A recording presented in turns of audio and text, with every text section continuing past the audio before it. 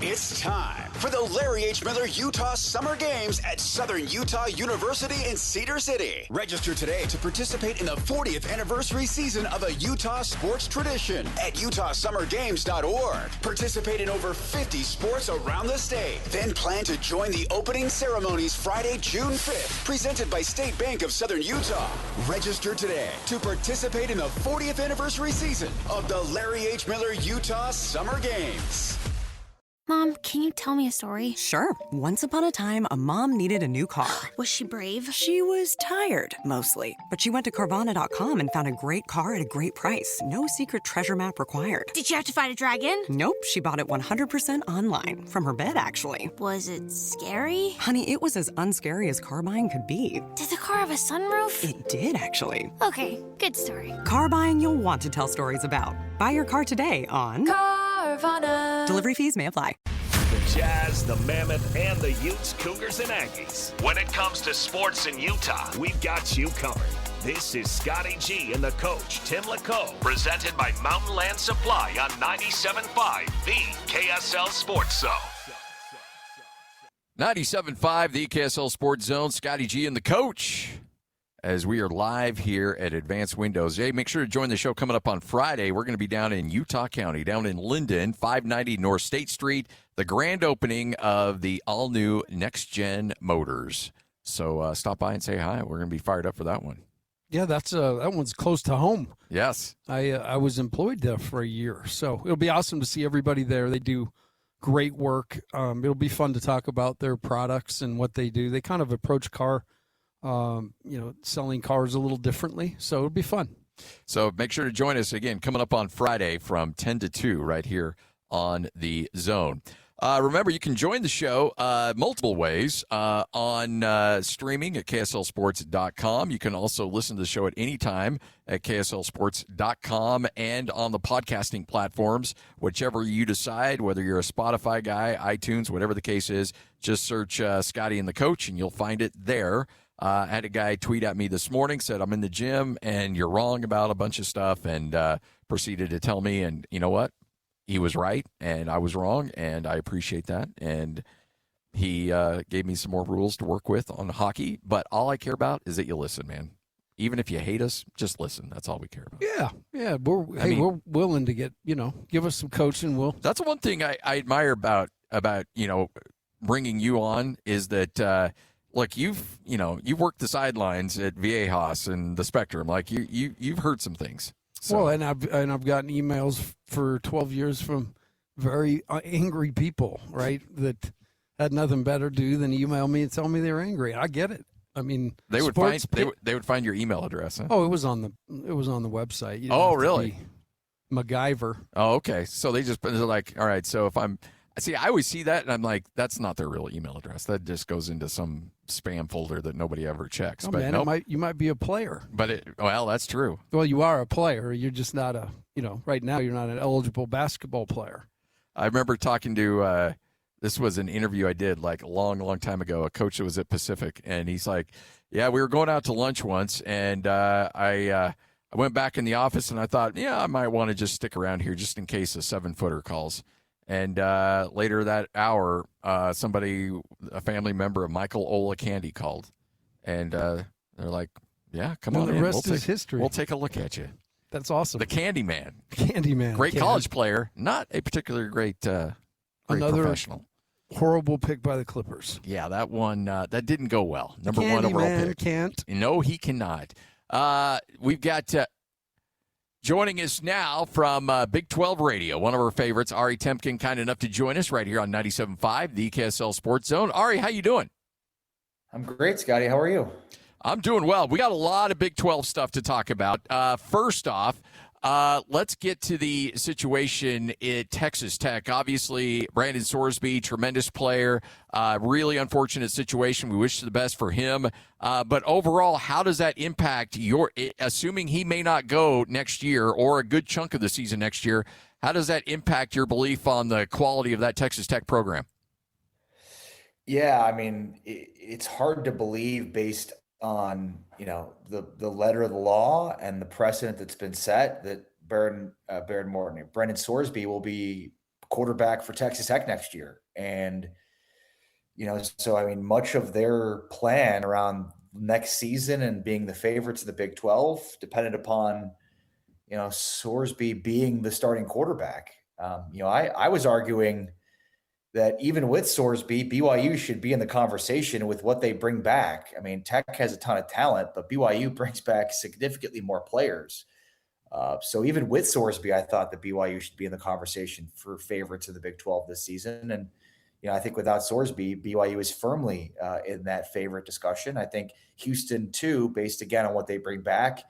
Arizona's another team that should factor into the top of the conference. I don't think Utah will be that deep either in terms of down the line. So, we sort of did a post-spring power ranking today, and I think I had them third behind BYU and Houston. But I think you could make the case that both Arizona and Utah should also be in that conversation too. I mean, it looks like Will Hammond, who tore his ACL last year, is going to be the starting quarterback for them. It just depends on how quickly he's able to get back, and then up to speed. But yeah, it's to me, I'm operating under the assumption that Sorsby will not be playing quarterback for Texas Tech and will not be playing in college football again. Yeah, he might be USFL or whatever, the Renegades or the the Gamblers. That's it's a tough one to see exactly what the future might hold. But honestly, Ari, when you look at the landscape, I mean, this seems like an epidemic that's not really going away anytime soon. Yeah, weird. You put on these devices, the ease for which people can sign up. I would argue that there's some pretty predatory practices as well that are being employed on these apps through the casinos, and targeting specific bettors, in targeting specific plays. Once you've lost and fully cashed out, pushing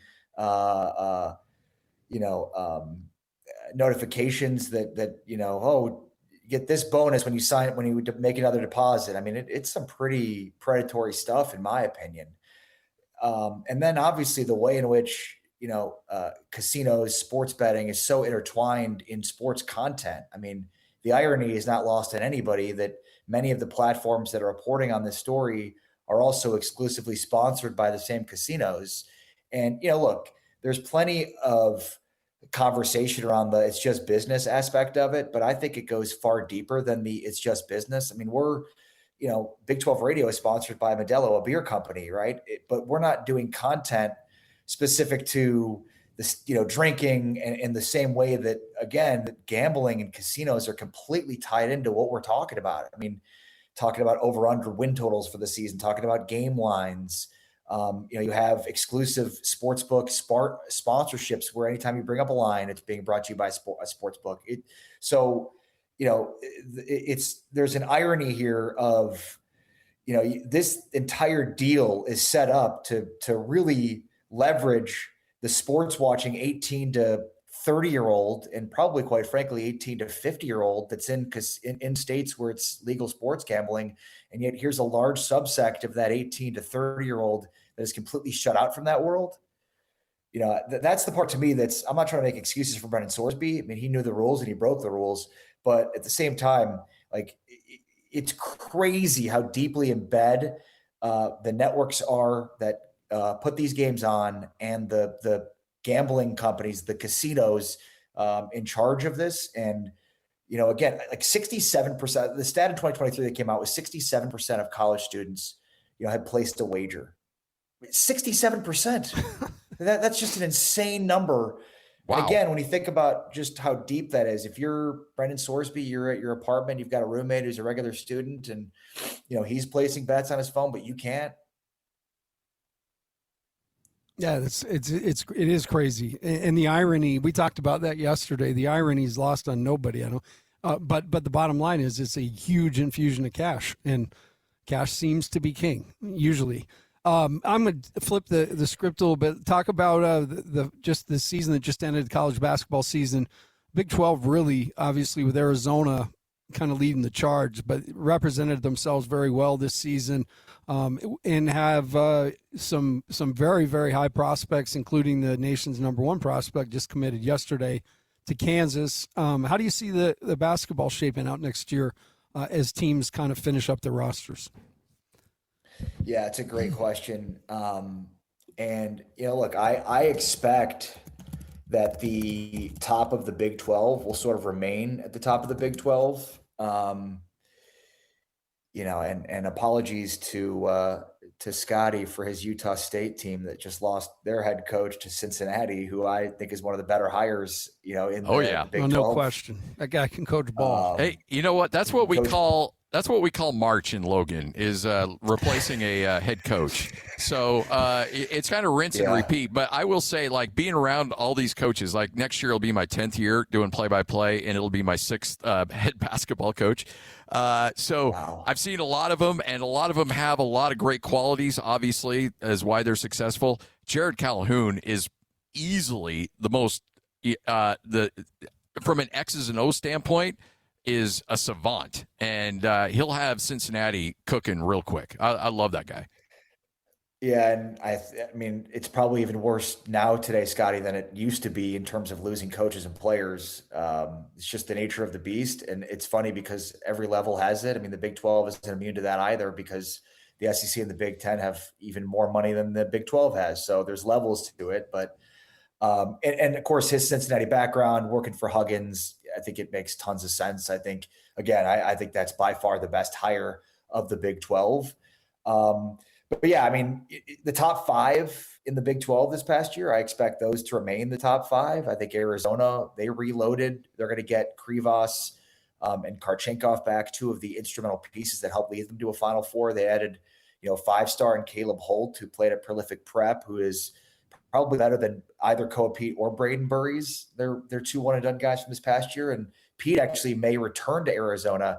I mean, he's a guy right now that's barely a top 20 pick. And again, based on the kind of cash infusion available from college versus what a 20 through 30 pick might get in the NBA draft. And then not only that, but the opportunity to have the ball in your hands and be playing as opposed to sitting on a bench, maybe going up back and forth between the G League and the NBA. I feel like there's a lot of opportunities for guys to stay, and Koa Pete could certainly be one of them. I expect that Pete will be back kind of given where he is. So Arizona should 100% be the favorites in the Big 12 next year. Iowa State has reloaded. Iowa State's coach, TJ Otzelberger, has such a great idea of who he is and what the program is. He's not shooting for the stars. He shoots for certain expectations, certain characteristics he's looking for. They filled out their roster really quickly in through the portal almost immediately, which gives you a pretty good sense of, again, he knows what he needs. He knows what he wants and types of player. My alma mater, Kansas, had a big day yesterday with Tyran Stokes, who is a lot different as a number 1 overall recruit than Darren Peterson. For one, he's got an edge to him, and I think he's got a lot to prove, whereas it felt like Darren Peterson was playing like he had nothing to prove, and yet despite that, probably did, because he's not going to be the number 1 overall pick anymore, it appears. But to me, Stokes, like, I've heard NBA scouts say that he wouldn't even be a top 5 pick in this draft. So again, like, I think he's got a lot to prove. I'm excited to see about that. Also, his former AAU teammate, who's also a 5-star, Taylon Kinney, is coming to Kansas. They added a freshman from Toledo, Leroy Blyden, who can run the point, can shot 40% from 3 last year. So, like, I think they've done a really good job with the roster. I think it's entirely better than it was last year, and I expect Kansas to at least get out of the first weekend of the NCAA tournament next year. We'll see how the rest of the roster goes. Texas Tech's going to reload. It's funny because most of these teams, like, that we're used to seeing some consistency and continuity year over year, Arizona, Iowa State, Houston, they're all rebuilding. Houston especially too. We haven't really seen them reload and rebuild through the portal like they are right now, but they've got some big time players coming in as well. So I also expect this to be a big year for BYU.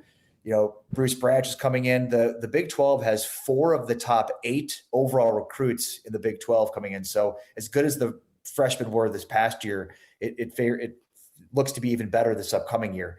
So yeah, I think BYU is going to take a huge step with Branch. I've kind of been wondering how much they'll put into the physicality part of it, into defense. That's been kind of their big issue. And I think they, while they don't need to be elite on defense, if they're going to be elite on offense, they probably need to be at least good on defense. And they haven't even been passable on defense. So, I think the Big 12 should be as good as it always is next year. And, I certainly expect, again, like Cincinnati was a fringe tournament team. I expect them to be a tournament team this year. West Virginia was a fringe tournament team. They actually won the college basketball crown.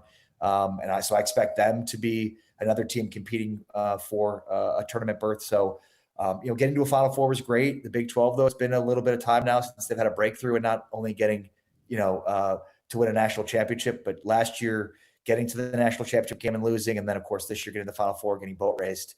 The Big 12 has much higher expectations for itself and, wants to get multiple teams to the Final Four and win a national championship again for the first time since 2022. I just want to clarify one thing you said. Arizona and Kansas don't rebuild, and Houston don't rebuild, they redecorate. There's a big difference. Yeah. I mean, when vendors come to your door and, hey, we'd love to be in your house. Yeah. No, but that was just the small one. And of course a joke, but everybody else, you're right. These are mansions they've got. They're not exactly they're not rebuilding right. the They're mansion. redecorating. You don't need to do anything structurally. But the other thing I was going to say is everyone else is playing checkers and Tommy Lloyd is playing chess. I've seen that. I mean, I coached against Tommy for way too many years in the WCC, and that dude, he knows not only how to coach a team, but he knows how to handle public relations, and he in a perfect way because he's just authentic, and then he knows how to run a program and fund a program. Ari, you brought up Darren Peterson, and it was really interesting. When I was calling the NCAA tournament for Utah State, and I stuck around and watched the Kansas game that he was in, and so I wanted to see him up close in person. And granted, I only watched him for 2 games, but I sat courtside, and I just zeroed in on him the whole time. And obviously the talent was phenomenal. You can see that. It just, it's easy to spot. But you could tell he was a little hampered. He was probably 75, 80%. And this may not be fair on my part, but the body language just didn't look good. And I don't know if that's because the injuries. I don't know if it was just that he was biding his time so he could get to the draft. I don't know what it was, but it wouldn't be something that would keep me from drafting him, but it's something that I would certainly want to consider when I'm deciding to dump, hundreds of millions of dollars into a kid. Yeah, well, and not only that, but this is a loaded draft. Yes. And, you can't miss in that spot. I mean, the number 1 pick spot is a really tough spot because you can't miss because everybody's going to look at you and, history will judge you based on how those players turn out. And, look, before the season, midway through the season, probably 3/4 of the way through the season, I said, you'd be crazy to pass up on Darren Peterson. And now I think it's a legitimate discussion. I think if I'm a NBA team and I'm going to the combine, I mean, I've got some really pointed questions I want to ask. I'm looking at film. I mean, this was a disaster of a year for him. When you think, had he not even played this year, and he just said, I'm not going to play, I'm going to take the year off, I'm going to get ready for the draft, he'd be the number 1 pick. And so the fact that he played actually hurt his draft status. Now, he only finished a handful of games. So he missed 11 games. Then there was another additional games that he couldn't make it through the entire way. It felt in real time like he was just sort of pacing himself, like he was just kind of taking himself out and didn't want to overexert himself. And, all of the reporting went towards the cramps that he basically had. And somebody that I trust on this reported that, he basically had a really bad cramping episode with his full body cramped up basically during the portion of camp that Bill Self hosts that's called, the Hell Week, where, he's trying to get these guys in shape so that, they can play deep into March and have the stamina and ability to be there at the end of the year, at the end of the marathon, right? Like every coach does some kind of Hell Week, I'd imagine. And, it's not easy, but it's just about getting in the right shape so that you can play to the fullest capabilities at the end of the marathon, period. Makes sense. And so apparently from that episode, he had these full body cramps. And so he then had this psychological breakdown of like a fear that it was going to happen again. So anytime he would feel those symptoms going on, he would basically check himself out because of his fear of having that happen again. Hello? These are all huge red flags here. What? Like, first of all, he couldn't make it through Hell Week. He couldn't, what kind of shape was he in? Like, he's never ran like that. I can't imagine Bill Self has coached anybody that was unable to make it through. And then that player went on to play on the, for the team that year.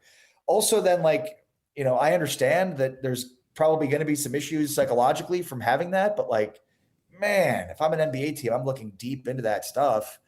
The guy was phenomenal when he played. And I will say this, for some of the players that carried Kansas through the majority of the season, Melvin Council, Bryson Tiller, Trey White, those guys completely disappeared in the final 4 games of the season. I'm talking about the Big 12 tournament and the NCAA tournament. And Peterson played to a pretty high level, to give him credit. Like, he was the guy that showed up in the biggest games for Kansas down the stretch.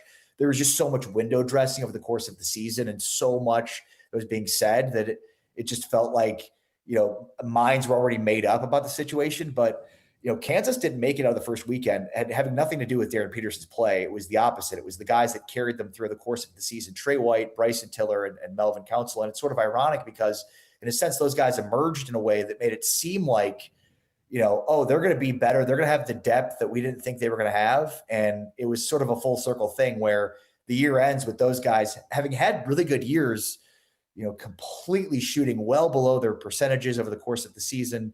Their averages, everything was down by a substantial margin. And that's what undid Kansas. So it's a long way to say, like, man, I don't know how much I trust Darren Peterson, but he did show up in the biggest moments. With that being said, if I have the first pick, you'd be hard to get me off of AJ DeBonsa right now. Yeah. Hey, Ari, I know we got to let you go, but real quick, as football season's about to begin, obviously the most pressure in the Big 12 is going to be on Morgan Scalley. I mean, when you replace the guy like Kyle Whittingham, there's a lot of pressure on you. But not too far behind, in my opinion, is Kelly Poppinga, who's got to take over for Jay Hill running that defense, which has been spectacular at BYU. Jay Hill's going to Michigan. And so Kelly Poppinga takes over that defense, which frankly has been the strength of the Cougars over the last couple of years. Just how do you see that playing out for BYU as they make that transition away from Jay Hill? Yeah, it's a great point because, I'm sure BYU fans, like the friendly fire, the Kyle Whittingham piece didn't just impact Utah. Suddenly it impacts BYU. And, I mean, I think you're right. Like, remember, they brought in Jay Hill. Their defense was atrocious. And then year 1 of Jay Hill wasn't great, but year 2 was phenomenal. And so, like, the players he brought with him from Weber State, I mean, one of them just got drafted as a pass rusher. I mean, they've had a bunch of guys that Hill brought over from Weber State that were very successful. Coming back from a personnel standpoint, they've got, I would argue, the best linebacking core in the Big 12, maybe in the country. They've got a great defensive line. I think there's certainly some question marks within their secondary, but I mean, I think I read it was like 77% of their total defensive production is back. So I think you're totally right on, Kelly Poppinga dealing with some pressure because of how good their defense has been. And look, their defense carried them last year but they were led by a true freshman quarterback who, got on campus right before the season started. And so, now that you have a full off season with Bear Bachmeier, that was there for spring camp, that, he's way more familiar with what's going on. Like, I don't know that the defense needs to be as dominant as it's been because the offense should be significantly better. But I mean, there's some numbers year over year that tend to not occur, like their turnover numbers and their close game numbers. Last 2 years, last year indicated that their defense should take a huge step back, and it didn't. They still had the same amount of turnovers. They still won a ton of close games. So again, it's like, all right, does that continue, or is this one of those years where that stuff tends to even out? As for Utah, I bet Utah fans will be watching Utah games as much as they're going to be watching, or Michigan games as much as they're going to be watching Utah games, because it's not necessarily about how good Scalley is, but it's about how bad Cal Whittingham is. I was, it's funny. I was watching some games with a former offensive coordinator who'd been with a bunch of different teams, and some he'd left on his own, some he had been asked to leave. And he said, I go, why are you watching these guys? He goes, I'm hate watching. He goes, I have a lot of teams that I hate watch, that I watch because I hate them and I want nothing bad to happen, but I'm going to watch because I want to see what happens to them. I mean, it's why the Dallas Cowboys are so highly rated every week, because everybody wants to tune in to watch them lose. As many people want to watch them win, everybody wants to watch them lose. That's why they have been America's team. They haven't won anything since the 90s, but that was part of the America's team allure, was that you either loved them or hated them, but you had to tune in to see them. Either way, you're going to watch. Ari, we appreciate it, man. Yeah. Thanks for the chat, and we'll talk soon. Appreciate you guys. Take care. Thanks for having me on. Ari Temkin, Big 12 Radio right here on 97.5, the KSL Sports Zone.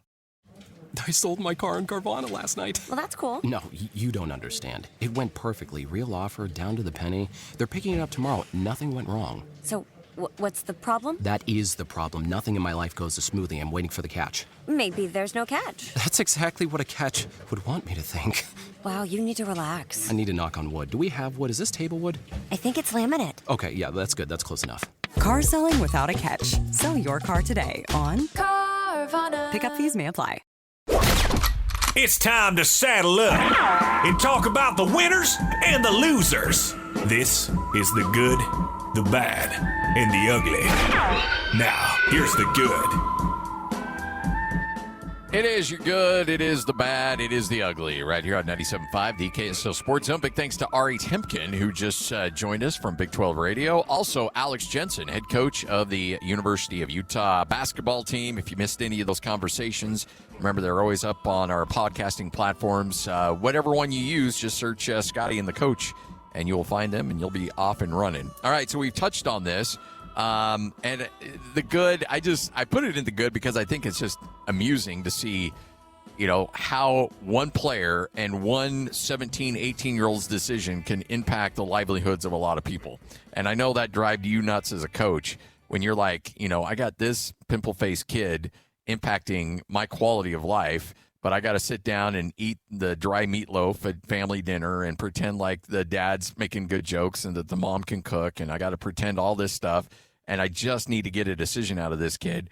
Mark Pope in Kentucky needed to get Tyran Stokes, and they didn't. He's off to Kansas to play for Bell Self, and so if you're a BYU or Utah fan, you'll see that Stokes kid in conference play because he's in the Big 12. He's not in the SEC, and that's not good times for that staff out there. No, it's tough. And the good is obviously Kansas got him. The bad of that is that Kentucky missed on him, and that's all in theory. Yeah. Because that, from a lot of experience, very rarely, Darren Peterson's a perfect example. We just heard Ari say it.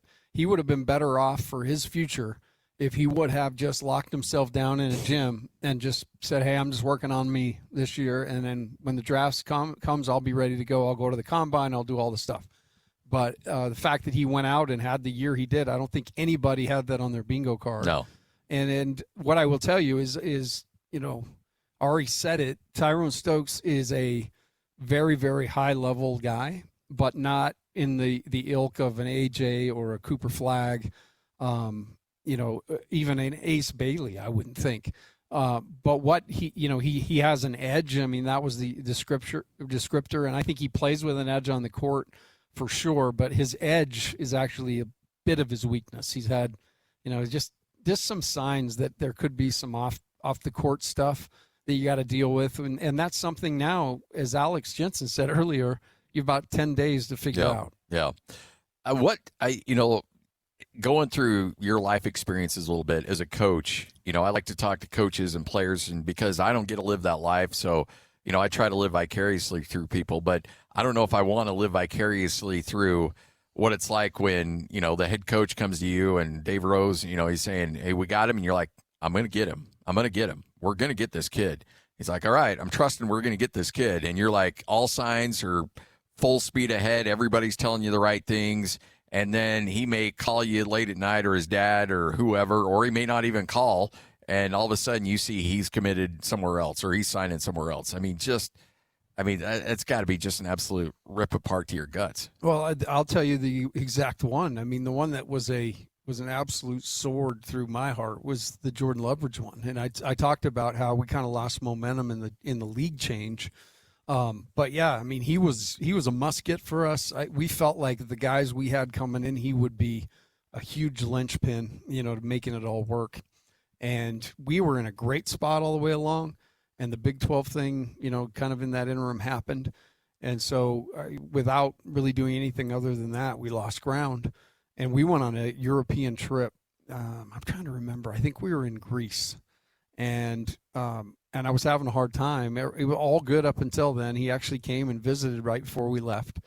And, I was the one that was holding point. So I just had a hard time getting him. And when you do that, you kind of know. If they're not talking to you, they're talking to somebody.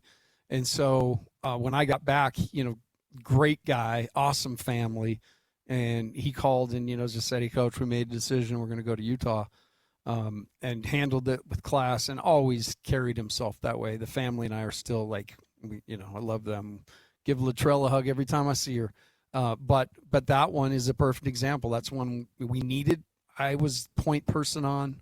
We were right there and last minute. And I'm telling you, it is not a great feeling. Oh, I can't even imagine. I mean, it's like, you're a sales guy, and everybody's planning on you closing this deal, and when it doesn't go through, everybody's looking at you like, I thought you said we had it, and you're like, I did too. The other thing I think would be fascinating as a coach is when your responsibility is to evaluate a particular kid, and I'm sure everybody's got eyes on him, but you in particular have been assigned this kid. And everybody around you, like you're at BYU, Utah's not offering, Utah State's not offering, these guys aren't offering, but you're like, I see it, and nobody else is. And they're like, are you sure about this? Or conversely, you want to offer a kid and nobody else is offering him, and they're like, what are you seeing that nobody else is seeing? That's got to be tough to really stick to your guns on things like that. No, it is, because, you get sucked into all of the things, stars and ratings But I'm telling you, all you have to do is sit back and watch it for a few years. And, a lot of those 5 stars, or 5 stars, you go back and look at McDonald's All-Americans through the years. A lot of guys fall in the cracks, and you don't ever really hear much more of them. So everybody's kind of got their plateau. You have to be great at identifying what fits your system, and then you've got to be deliberate about going to get it. And, the doubt can't creep into your mind. And regardless of the stars by guys' names, I mean, one of the great ones is Jimmer, right? I mean, Jimmer's a perfect example. He had 3 offers coming out of college. It was BYU, Siena, and I can't remember the other one.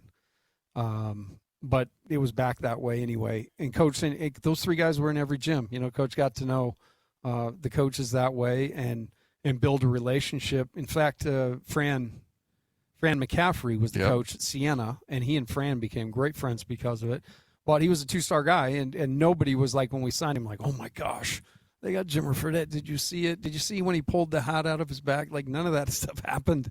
He just is a kid nobody knew about, and we felt like he had the right stuff, on that staff. So, yeah, Jackson Emery's another guy. I mean, no other real offers. I think Utah was involved, but a guy that was, it was so instrumental to just being good.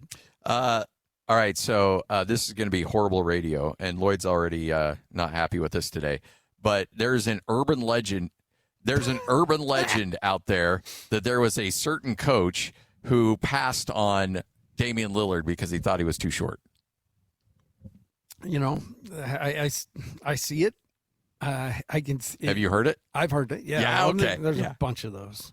Yeah. So many. I mean, in for all intents and purposes, we kind of missed on Justin Bean. Justin came to visit campus, and we just had a backlog of guys at his position. But after, he had all the signs that he was the right type of guy. Yeah. And it doesn't surprise me at all that he just went on to do what he's still playing. And, I mean, he had to walk on at Utah State. He did. I mean, the kid's just absolutely awesome. Great dad, Gordon, if I remember right. Gordon's the best. Yeah, good dude. Gordon still sends me texts every now and then. He's the best. Him and his mom, just great people. All right, there's your good. Let's get to the bad. Now the bad. It is the good, the bad, the ugly right here on 97.5, the KSL Sports Zone. All right, so, Lloyd, you can enjoy this one a little bit. There might be trouble in Denver because Bo Nix fractured his ankle in that playoff game, but had his surgery. Everything was on pace. He said, look, I'm going to go to OTAs. It won't impact my offseason at all. Sean Payton said we're on track. He's ahead of progress. And then word broke late last night and into the morning that Bo Nix had to have a follow-up procedure, and he will most likely not be part of OTAs and is still expected to be a full participant of training camp. But when it comes to those ankles and the feet and the bones down there, you get a little nervous. This back and forth between Bo Nix and Sean Payton on how bad his ankle is, his history of ankle problems is something else.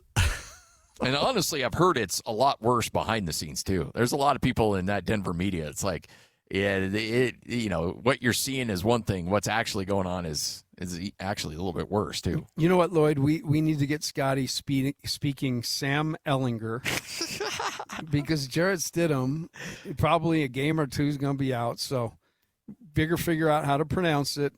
He is out of the University of Texas, so he must have a little something. But the size, 6'1", I just don't know if he's going to be able to see over the line. Stidham's the future, if anything. Lloyd, I feel like Stidham might be the future.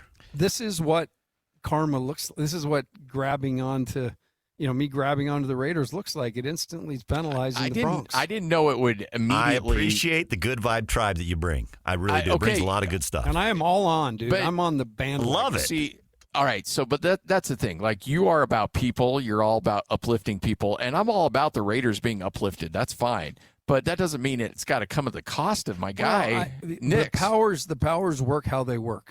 I mean, and they have tentacles that reach from hell to breakfast. All the wrongdoing you've been doing for quite some time now, Scotty, it's starting to pay off. You've been doing a lot of bad stuff, trying to put bad vibes for the Raiders, and now it's going the other way, and I love it. Hey, look. You have been doing it for a long time. I'm all about your Bible class that you have going on in that quarterback room / depth. Sorry, my bad. Ellinger in the shotgun. Trips left. And overshoots his receiver by 10 yards. Raiders win. And that's an interception going the other way. Oh, boy. You just watch. Oh, and speaking of Raiders, I got to do it. Gary Celius, my good man, father of Zach, and works for the Jazz. It's his birthday today, and he is a diehard Raider. Oh, really? I'm going to paint my face like the Raider crazies next year.